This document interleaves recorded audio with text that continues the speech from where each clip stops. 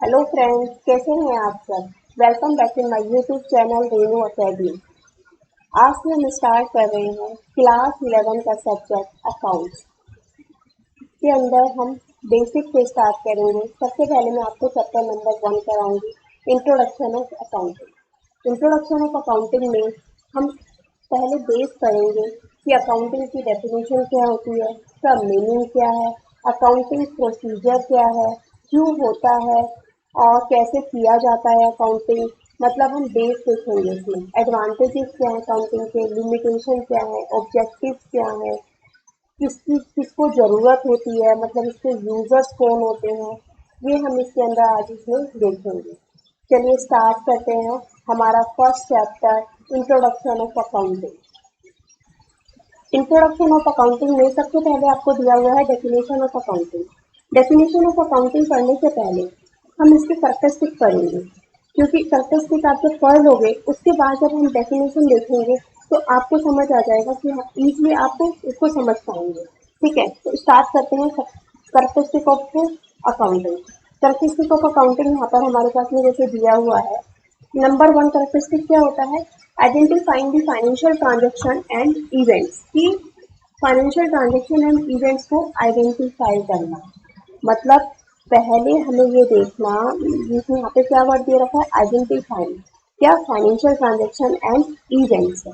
ठीक है, हमें अकाउंटिंग में, अकाउंट्स में सिर्फ अकाउंटिंग रिपोर्ट में सिर्फ वो ही ट्रांजेक्शन दिखानी है जो किस नेचर के हैं, फाइनेंशियल नेचर के हैं, मतलब जो बिजनेस से रिलेटेड है। फॉर एग्जाम्पल मैं आपको इसमें बताती हूँ, जैसे कि मैंने एक एसी परचेज किया। ठीक है, एसी परचेज किया, अगर वो मैंने बिजनेस के लिए परचेज किया है, बिजनेस के लिए परचेज किया, वो कैसे पता लगेगा कि मतलब अगर वो मैंने अपने ऑफिस में लगाने के लिए परचेज किया है, जो मेरे बिजनेस से रिलेटेड जहाँ पे मैं वर्क करती हूँ मैंने वहाँ पे लगाने के लिए परचेज किया है, तो वो मेरा फाइनेंशियल नेचर का हो जाएगा, बिजनेस से रिलेटेड हो जाएगा। लेकिन अगर मैंने एसी जो परचेज किया है वो अपने घर पे लगाने के लिए परचेज किया है, तो वो पर्सनल यूज के लिए हो जाएगा, तो वो फाइनेंशियल नेचर का नहीं रहेगा, बिजनेस से रिलेटेड नहीं रहेगा। तो इसीलिए सबसे पहले हमें ये पता लगाना है कि जो हमारी वो ट्रांजैक्शन है और जो इवेंट्स है वो हमें आइडेंटिफाई करना है कि वो किस नेचर का है। ठीक है, इसके बाद आता है next measuring. Measuring the transaction, तो हमें ये पता चल गया कि ट्रांजेक्शन वो बिजनेस से रिलेटेड है। फिर हमें देखना है, मेजर करना है, क्या वो ट्रांजेक्शन और जो इवेंट्स है वो इन टर्म्स ऑफ मनी है या फिर नहीं है, मतलब मनी में हम उसे मेजर कर सकते हैं, उसकी वैल्यू कैलकुलेट कर सकते हैं। अगर वो मनी में मेजर हो सकती है तो वो हम इसके अंदर रिपोर्ट करेंगे, अदरवाइज वो हम इसके अंदर रिपोर्ट नहीं करेंगे अकाउंटिंग में। ठीक है, इसके बाद होता है रिकॉर्डिंग ऑफ ट्रांजेक्शन। अब हमें ये पता लग गया कि ट्रांजेक्शन फाइनेंशियल नेचर की होनी चाहिए, दूसरा मनी टर्म्स में मेजर होनी चाहिए, फिर हम उसको क्या करते हैं, रिकॉर्ड करते हैं। और रिकॉर्ड करने के लिए सबसे पहले हमें क्या करना पड़ता है, जर्नल एंट्री पास करनी पड़ती है। ठीक है, और सब्सिडरी बुक जो होती है उसमें एंट्री को हमें लेके जाना पड़ता है। ठीक है, जर्नल एंट्री हम पास करते हैं सबसे पहले रिकॉर्डिंग करने के लिए। उसके बाद आता है क्लासिफाई करना उसको, ट्रांजेक्शन को, मतलब कि जो हमारी जो वो है वो किस किस उसमें क्लासिफाई, लेजर अकाउंट में पोस्ट करना। जर्नल में हमने कर दिया उसको पोस्ट, जर्नल एंट्री पास कर दी, उसके पास में वो जिस लेजर में जाती है वहां से उसको लेके जाना, उसमें क्लासिफाई करना। परचेज है परचेज में लेके जाना, सेल है सेल में लेके जाना, आगे आगे जब आप देखोगे आपको क्लियर हो जाएगा।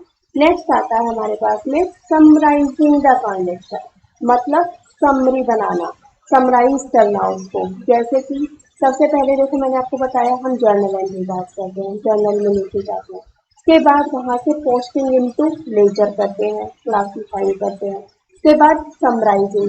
अब ये जब हो जाता है उसके बाद हम बनाते हैं अपना ट्रायल बैलेंस, फिर ट्रायल बैलेंस की हेल्प से बनाते हैं हम trading, then profit and loss और देन बैलेंस शीट। और हम उसको इस तरीके से समराइज करते हैं, इस तरीके से रिपोर्ट करते हैं ताकि वो अंडरस्टैंडेबल हो, किससे, कौन उसको अंडरस्टैंड कर सके, यूजर्स को, यूजर्स उसको अंडरस्टैंड कर सके। यूजर्स के लिए बनाई जाती है हमारे पास में जो अकाउंटिंग की जाती है। अब यूजर्स में आपको बताऊंगी आगे कितने टाइप के यूजर्स होते हैं। ठीक है, अभी यूजर्स अभी देख लेते हैं, यूजर्स हम देखेंगे कि कितने टाइप के यूजर्स होते हैं बाद में। अब नेक्स्ट आता है 6 पॉइंट पे, analysing and interpreting the financial data. ये जो हमने फाइनेंशियल डाटा बनाया है, ट्रेनिंग बनाया, प्रॉफिट एंड लॉस अकाउंट बनाया, बैलेंस शीट बनाया, इसको एनालाइज करना, ठीक है।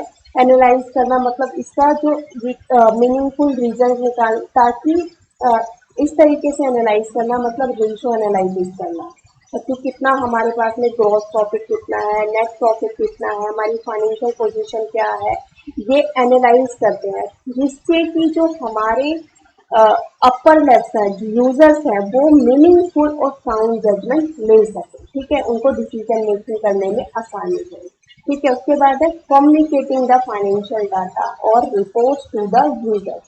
ये जो हमारे पास में फाइनेंशियल डाटा जो हमने बनाया है और ये जो हमारी रिपोर्ट्स है, ठीक है, ये जो हमने बनाई है, और वो हमें क्या करना, कम्युनिकेट करना, ठीक है। किसको कम्युनिकेट करना, यूजर्स को कम्युनिकेट करना। यूजर्स हम देखेंगे आगे कि क्या कितने टाइप के यूजर्स होते हैं।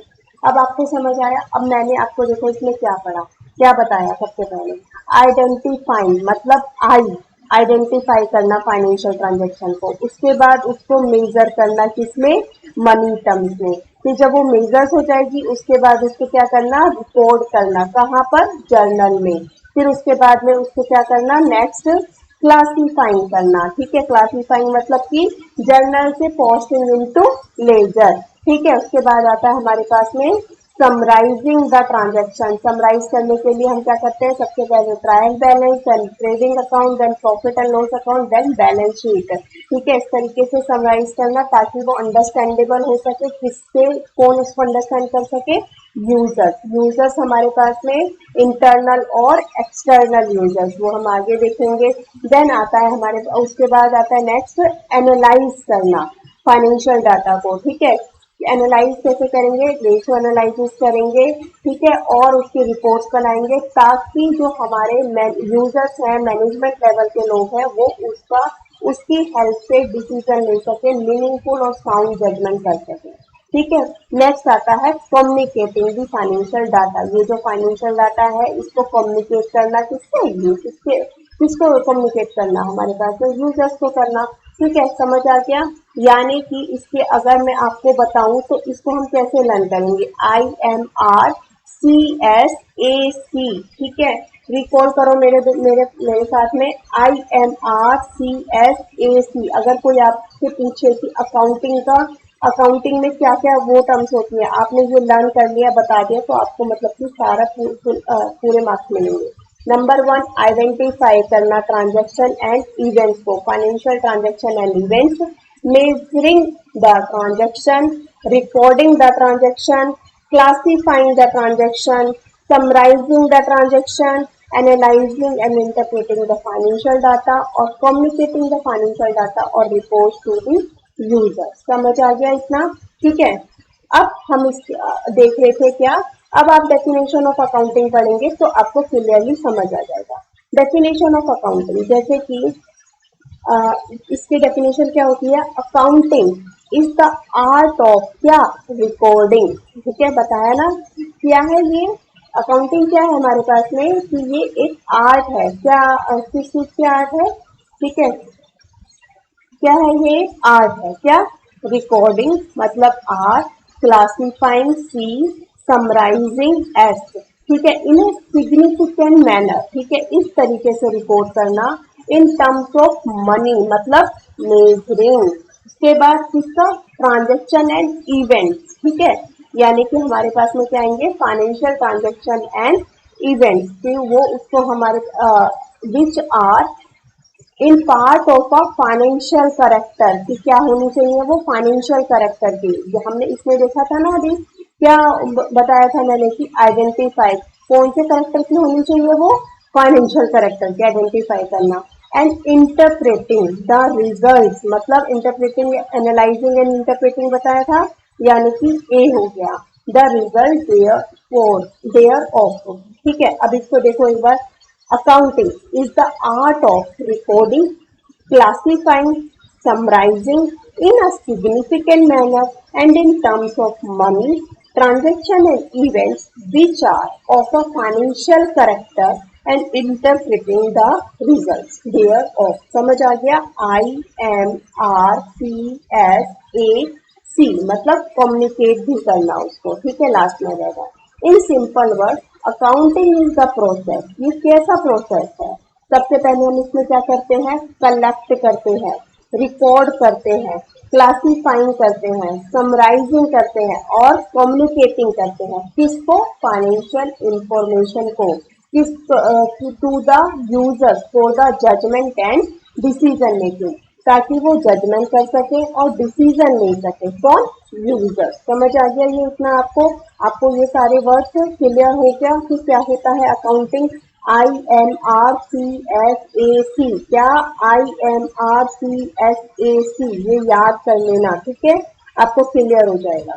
नेक्स्ट आता है ऑब्जेक्टिव्स ऑफ अकाउंटिंग, कि अकाउंटिंग के हमारे पास में ऑब्जेक्टिव क्या होते हैं। अब हम ये देखेंगे, ठीक है। ऑब्जेक्टिव ऑफ अकाउंटिंग में सबसे पहला जो हमने वो पढ़ा, अभी देखो आपको वो क्लियर हो गया तो आपको ये आगे भी सारा इजीली समझ आ जाएगा।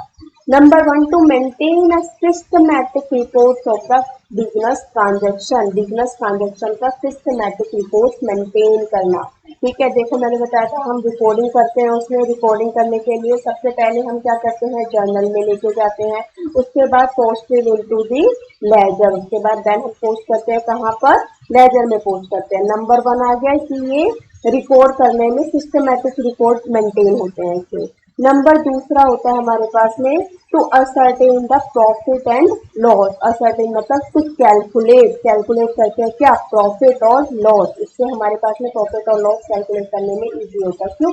क्योंकि हम इससे क्या बनाते हैं? प्रॉफिट एंड लॉस अकाउंट बनाते हैं। बताया था ना मैंने आपको उसके अंदर कि समराइज करते हैं, ठीक है। समराइजेशन में trial balance, trading account, profit and loss account, balance sheet.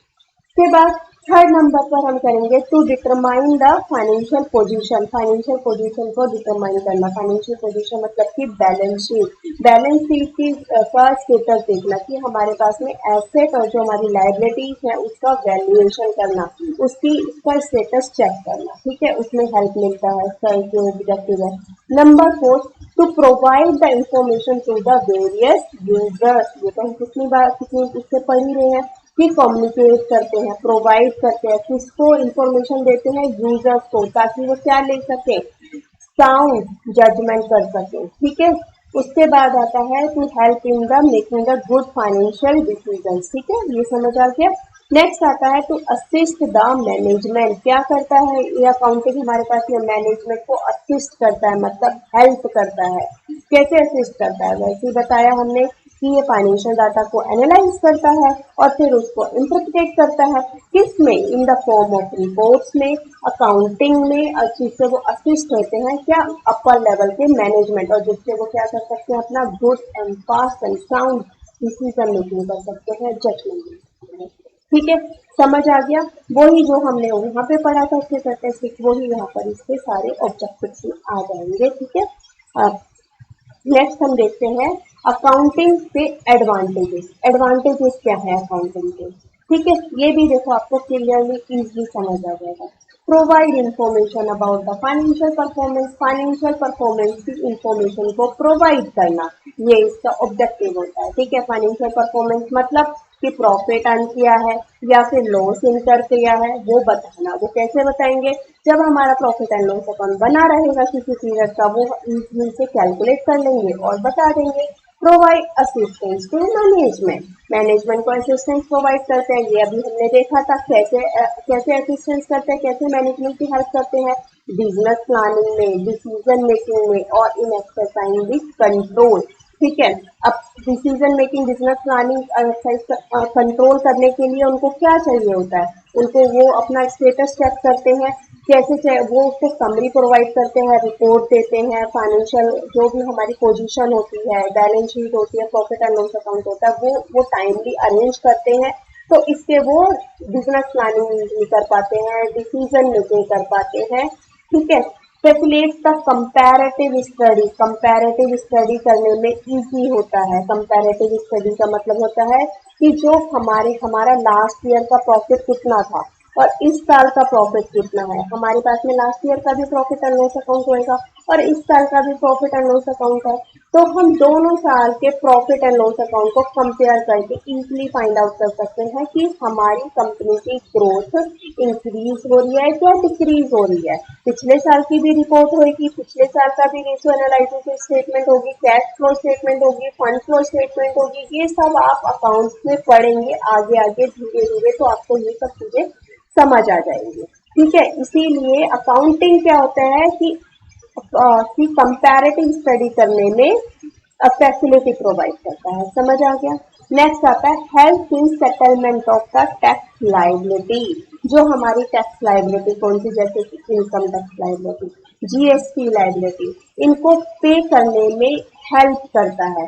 क्यों, कैसे हेल्प करता है, ताकि अगर हमारे पास में पूरा स्टेटस होगा तो हम इजीली फाइंड आउट कर पाएंगे अपनी income tax liability, GST liability. हम उसको पूरा मेंटेन करके रखेंगे तो हमें पता लगेगी, तो हम उसको एट अ टाइम इजीली जो भी हमारी ड्यू डेट आएगी तो हम उस टाइम पर कैलकुलेट करके उसे पे आउट कर देंगे। Helpful in raising the loan. जो बैंकिंग और फाइनेंशियल इंस्टीट्यूशन होते हैं ना, वो लोन हमारे पास में तभी ग्रांट करते हैं फर्म को या फिर कंपनी को। किसके बेसिस पर, appraisal of the financial statement of the firm. जो फर्म की जो फाइनेंशियल स्टेटमेंट होती है उसके उसकी चेकिंग पर, ठीक है, पर ही दे पाते हैं। बैंक को हमें पहले पूरा अपना इनकम टैक्स जो होती है हमारे पास में रिपोर्ट वो देनी पड़ती है। अपनी कंपनी की जो फाइनेंशियल पोजीशन होती है, मतलब बैलेंस शीट हो गया, ठीक है, वो देना पड़ता है। प्रॉफिट एंड लॉस स्टेटमेंट देना पड़ता है। तो उसके हिसाब से वो चेक कर पाते हैं और उसके बाद में वो इजीली आपको लोन वगैरह मिलने में आसानी होती है। हेल्पफुल इन डिसीजन मेकिंग, ये तो हमने कितनी बार पढ़ लिया कि डिसीजन मेकिंग में हेल्पफुल होता है। किसको, यूजर्स को, मैनेजमेंट को, जितने होते हैं वो इजीली डिसीजन मेकिंग कर। समझ आ गया एडवांटेजेस आपको।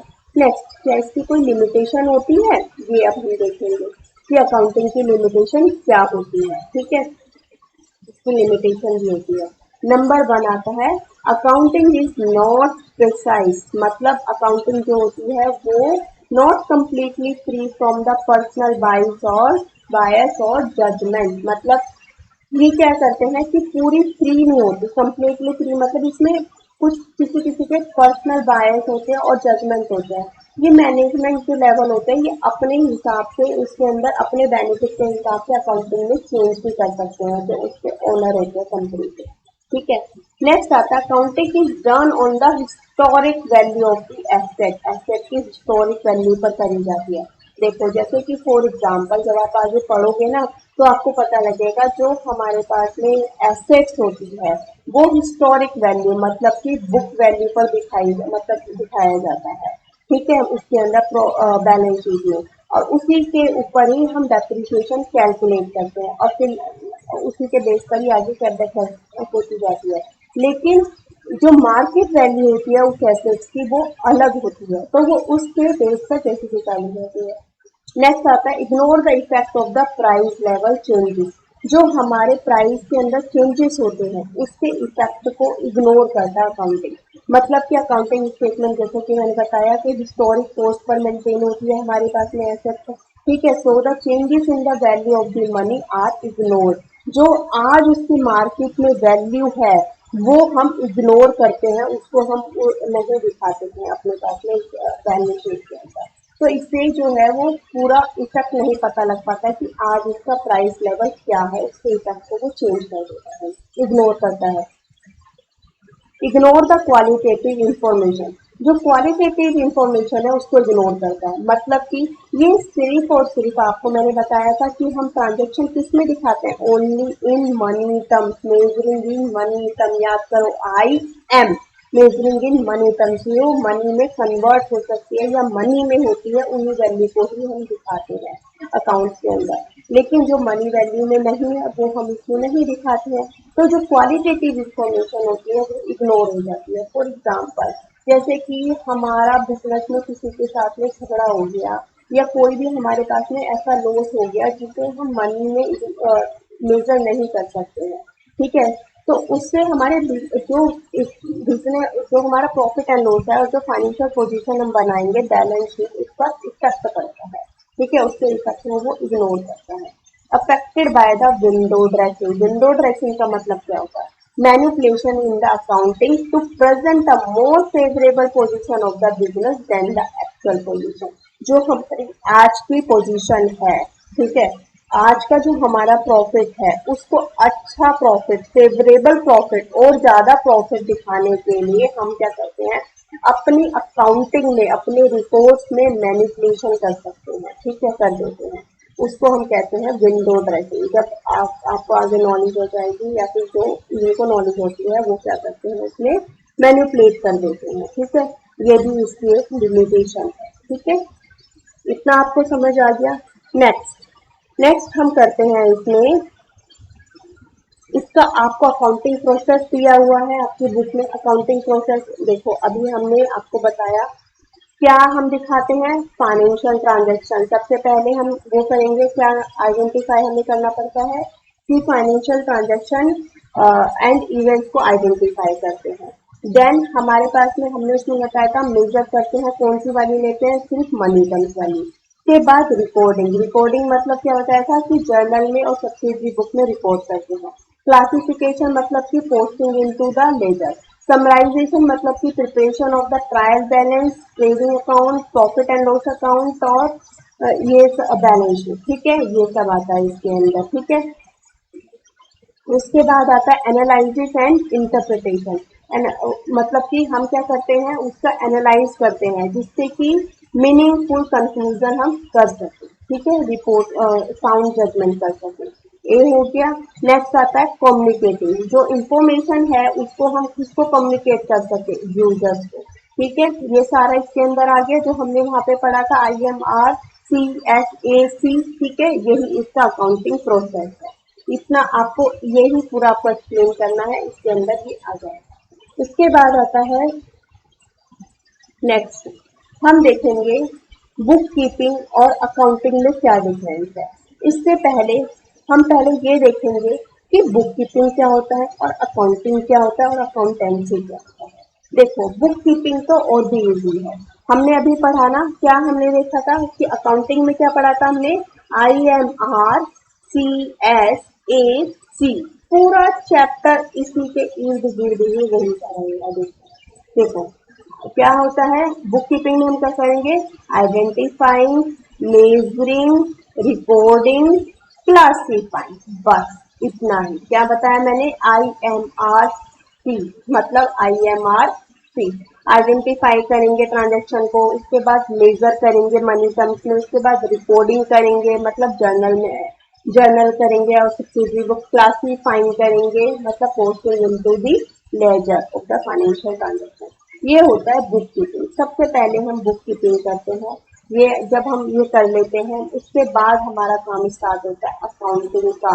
मतलब जहाँ पे हमारा बुक कीपिंग खत्म होता है, एंड होता है, वहां से हमारा अकाउंटिंग स्टार्ट होता है, किचन से होता है, ठीक है।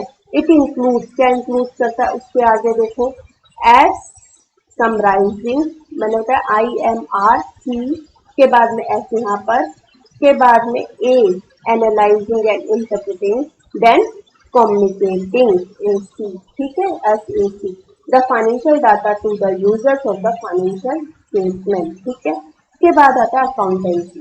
अकाउंटेंसी में क्या हम करते हैं, accountancy refers to the systematic knowledge of the principle and the techniques which are applied in the accounting. मतलब अकाउंटेंसी क्या होता है, एक सिस्टमैटिक नॉलेज होती है प्रिंसिपल की और टेक्निक्स की जो कि अकाउंटिंग में अप्लाई करी जाती है। समझ आ गया बुक कीपिंग क्या होता है, अकाउंटिंग क्या होता है, अकाउंटेंसी में भी अकाउंटेंसी क्या होता है। अब कभी कभी आपको एग्जाम में पूछ लेते हैं कि बुक कीपिंग और अकाउंटिंग में डिफरेंस क्या होता है, या फिर आपको क्लियर है तो इसके जो MCQ जब आएंगे तो आप उसको इजीली बता पाओगे। बुक कीपिंग के अंदर क्या इन्वॉल्व होता है, देखो अभी मैंने आपको बताया बुक कीपिंग में क्या इन्वॉल्व होता है, IMR C, ठीक है, identifying, measuring, recording, classifying. Accounting में क्या होता है, SAC, summarising, analysing, communicating the financial data, किसको, यूजर्स को, किस लिए, for making the financial decision, ठीक है, साउंड जजमेंट के लिए, ठीक है, करते हैं। उसके बाद नेक्स्ट ऑब्जेक्टिव। ऑब्जेक्टिव क्या होता है बुक कीपिंग का? सिस्टमैटिक रिपोर्ट को मेंटेन करना। और यहाँ पे क्या ऑब्जेक्टिव होता है कि असर्टेन द प्रॉफिटेबिलिटी, मतलब कैलकुलेट करना कि प्रॉफिट हुआ कंपनी को कैसे लॉस हुआ। और फाइनेंशियल पोजीशन मतलब बैलेंस शीट बनाना। ठीक है, समझ आ गया? प्रॉफिट एंड लॉस मतलब प्रॉफिटेबिलिटी मतलब profit and loss banana. Book keeping किस स्टेज, कौन सी स्टेज होती है इसकी? Primary stage. स्टार्टिंग में हमें बुक कीपिंग करनी पड़ती है। भैया ऑब्वियस सी बात है, पहले आइडेंटिफाई करेंगे, मेजर करेंगे, रिकॉर्डिंग करेंगे, क्लासिफाइंग करेंगे, उसके बाद ही तो समरी प्रॉफ बनाएंगे, उसके बाद ही तो एनालाइज करेंगे, उसके बाद ही तो कम्युनिकेट करेंगे। जब तक हम रिकॉर्डिंग नहीं करेंगे, ये सब नहीं करेंगे बेसिक अपना, उसके तो हम अकाउंटिंग कैसे कर पाएंगे? ठीक है, ये कौन सी स्टेज होती है इसकी? Second stage. मतलब जब बुक कीपिंग का काम खत्म हो जाता है हमारे पास में, तब हमारा अकाउंटिंग का काम स्टार्ट होता है। ठीक है, नेचर ऑफ जॉब। इसका नेचर ऑफ जॉब क्या होता है? ये रूटीन होता है और रिपीटिटिव होता है। बार बार पे हमें यही करना है। क्या करना है? IMRC करना है। और यहाँ पर क्या होता है? एनालिटिकल होता है, मतलब हम यहाँ पर एनालाइज करते हैं, जैसे कि रेशो एनालाइज करते हैं। ठीक है, ये भी एक चैप्टर है, ये आप 12th क्लास में पढ़ेंगे। ठीक है, कैश फ्लो स्टेटमेंट बनाते हैं हम, फंड फ्लो स्टेटमेंट बनाते हैं।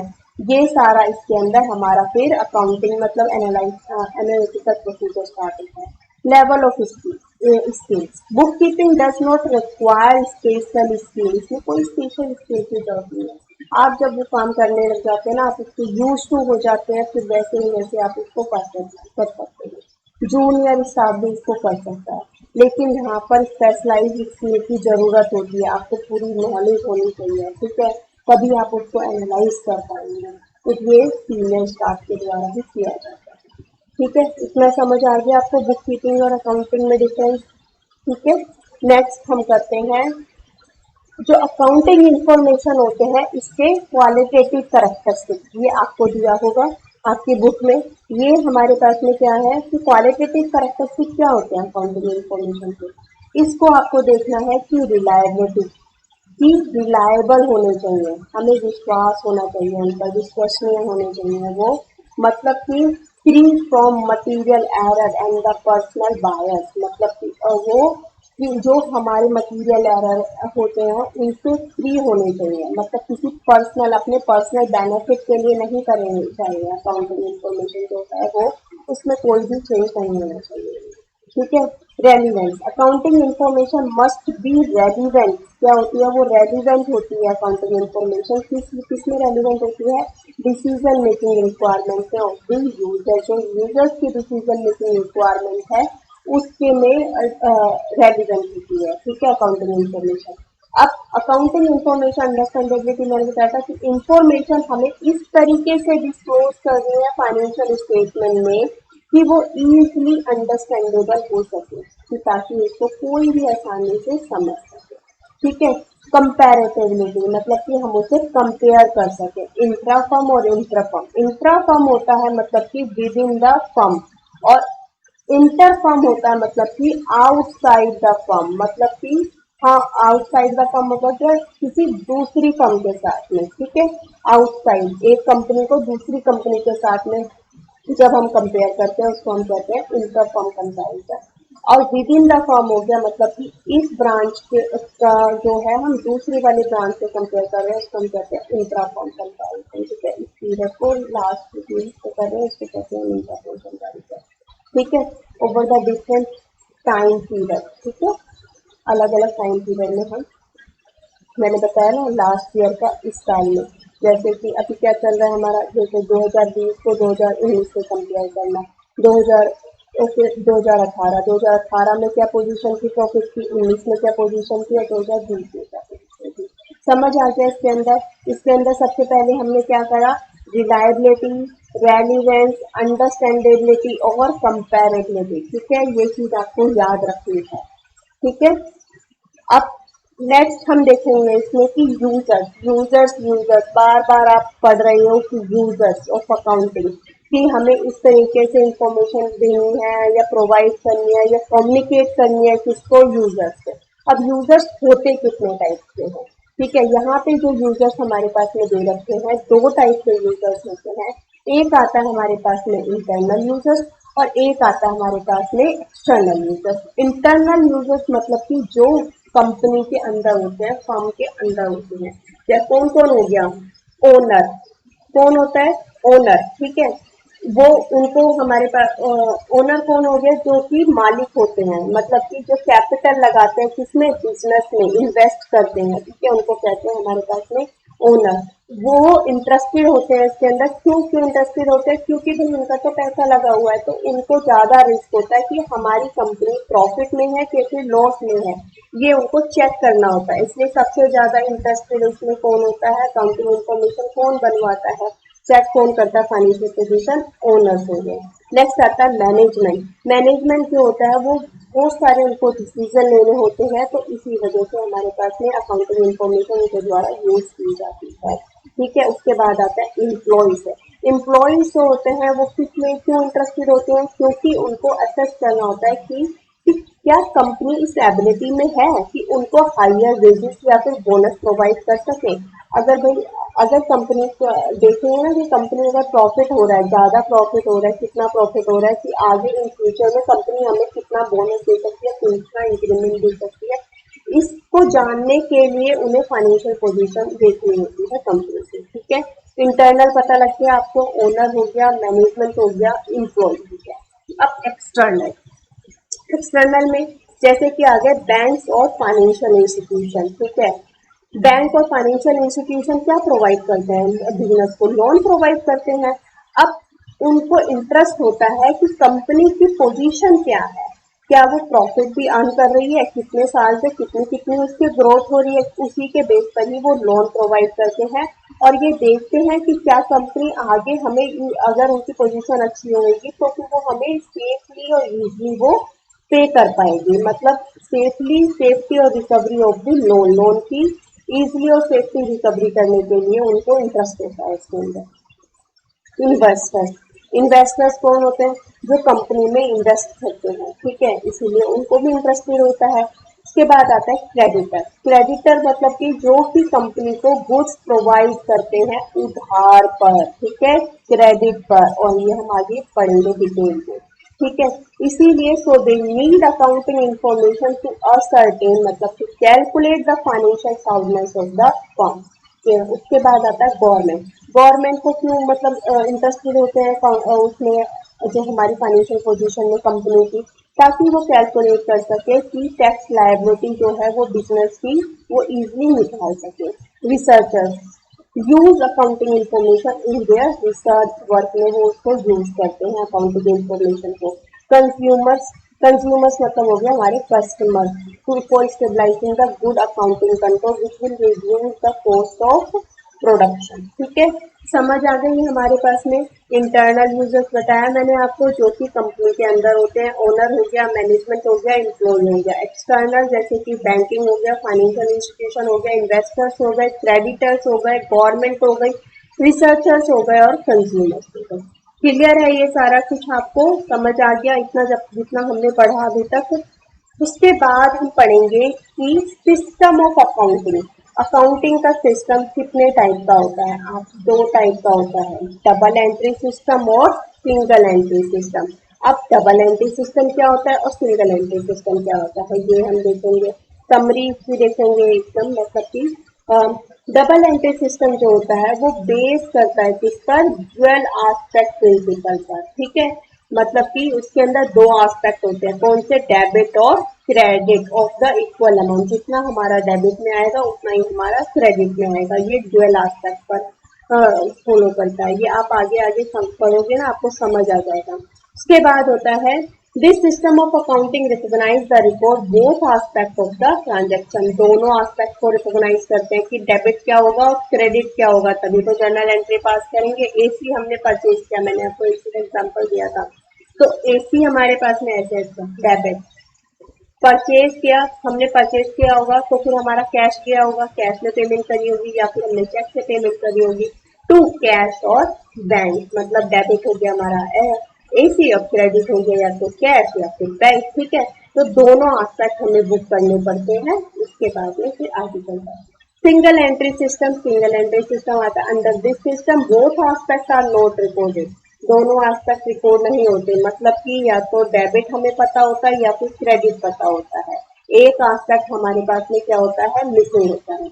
Only one aspect is recorded और both the aspect are not recorded for all the transaction, सभी ट्रांजेक्शन के दोनों एस्पेक्ट रिकॉर्ड नहीं हो पाते हैं, ठीक है। इसमें होता है सिंगल एंट्री सिस्टम। अब आपको कभी कभी पे एग्जाम में पूछ लेते हैं कि डबल एंट्री सिस्टम के एडवांटेजेस क्या हैं, ठीक है। इसका जो एडवांटेजेस है हमारे पास में ये हम देखेंगे।